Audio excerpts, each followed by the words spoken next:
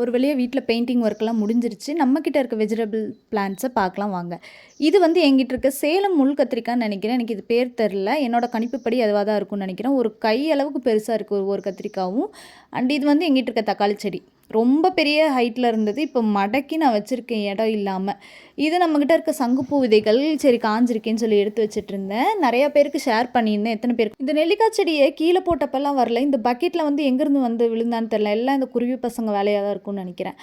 இது வந்து எங்கிட்ட இருக்க இன்னொரு தக்காளி செடி. இதுவுமே பெரிய பெரிய செடிகளாக தான் போகுது. எதுவுமே குட்டி குட்டி செடிகளாகவே இல்லை. எல்லாம் ஹைப்ரிட் மாதிரி போயிட்டுருக்கு. இது வந்து பாவக்காய் செடி. இப்போ வரைக்கும் ஒரு பாவக்காவும் அதில் வரல. ஆனால் நல்லா பல்ஜாக சுற்றிட்டுருக்கு. எதில் வச்சாலும் நல்லா சுற்றிக்குது. இது வந்து எங்கிட்ட இருக்க வெத்தலை கொடி ஃபுல்லாக படர்ந்து இப்போ நல்லாவே க்ரோ ஆகி போயிட்டுருக்கு. கட்டிங்ஸ் அடுத்து யாருக்காவது ஷேர் பண்ணி கொடுக்குறேன் கேட்குறவங்களுக்கு. இது வந்து இன்னும் பாட்டிங்லேருந்து எடுக்கவே இல்லை. எனக்கு இடமும் இல்லாதனால அப்படியே வச்சுருக்கேன். பாய்.